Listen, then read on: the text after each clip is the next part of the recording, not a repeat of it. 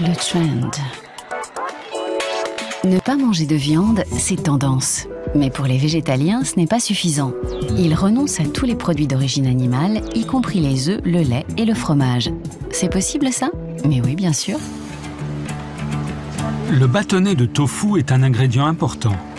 Mais il y a aussi des légumes variés et toutes sortes d'herbes aromatiques. Les plats végétaliens peuvent être délicieux. En tout cas, ils sont de plus en plus appréciés. Dans les grandes villes, un nombre croissant de citadins attentifs à leur alimentation échangent des recettes. Les libraires se réjouissent du succès des manuels végétaliens. À la Kulturkaufhaus d'Ussmann de Berlin, la série du célèbre cuisinier Attila Hildmann était en tête des ventes. Évidemment, c'est exceptionnel qu'un livre de recettes devienne un best-seller. Le film Live and Let Live éclaire les coulisses de cette mode. Le DVD qui vient de sortir nous parle de végétaliens convaincus en Europe et aux USA. Parmi eux, un activiste qui libère les poulets élevés en batterie et un couple qui s'occupe d'animaux qui ont échappé à l'abattoir. Ils mènent cette vie pour des raisons éthiques, car la consommation de ces produits implique la souffrance et la mort. Et cela vaut aussi pour les œufs et les laitages.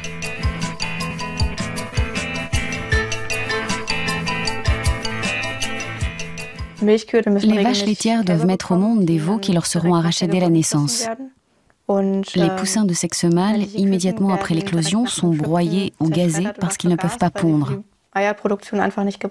J'ai un jour compris qu'il ne suffisait pas d'arrêter de manger de la viande en acceptant la souffrance des animaux liée à d'autres produits. Lui non plus n'en voulait plus. Ce grand cuisinier de l'Oregon aux États-Unis était autrefois chef d'un restaurant gastronomique. Dans la cuisine de mon restaurant, j'ai tué des animaux de mes propres mains, par exemple des lapins. Si quelqu'un comme moi peut devenir végétalien, tout le monde peut.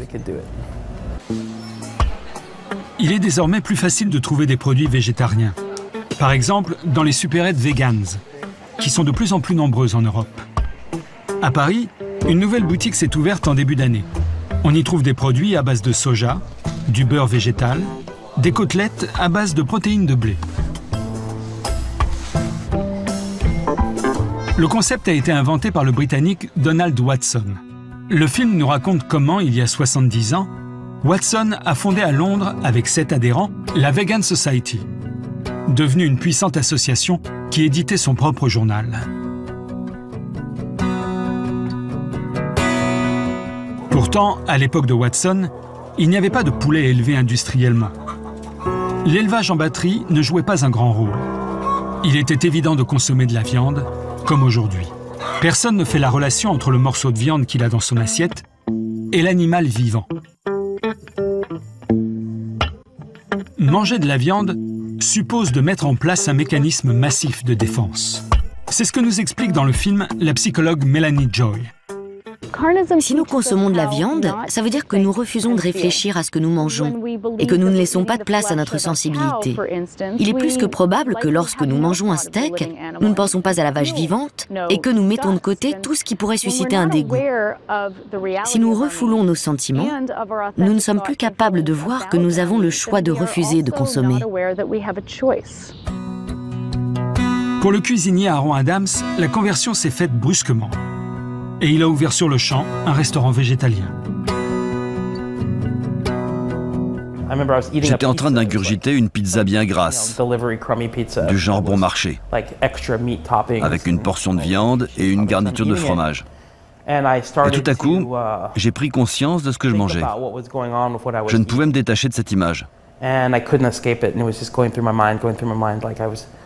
voyais une énorme vache qu'on était en train de mettre dans un immense hachoir. J'ai dû vomir. Je me suis réveillé de mon cauchemar et c'est là que je me suis converti. Les baies de goji, les fruits secs, les produits dérivés du soja sont délicieux. Peuvent-ils remplacer les protéines animales? Les nutritionnistes répondent oui. Tous les instituts diététiques recommandent de manger plus de fruits, des légumes frais, du blé complet, des légumes secs, des noix et des graines. Nous pouvons trouver dans les plantes tous les éléments nutritifs dont nous avons besoin. Ça doit marcher aussi pour les athlètes. Dans ce film, nous observons le grand coureur cycliste américain Jack Lindquist. Quand il s'entraîne, il brûle 5 à 6 000 calories par jour qu'il tire exclusivement d'une nourriture végétalienne. Tout le monde me demande comment, en tant qu'athlète, je reçois les protéines suffisantes pour courir.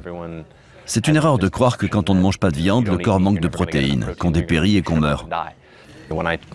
Depuis que je mange végétalien, je retrouve plus vite mes forces et j'ai même plus d'énergie. Je mange mieux et je me sens plus propre. Si les végétaliens sont encore en minorité, leur mode de vie attire des cercles de plus en plus étendus. Tous âges et tous milieux sociaux. Beaucoup de restaurants végétaliens ont ouvert, comme Lucky Luke à Berlin. Peut-être le début d'un vrai mouvement ?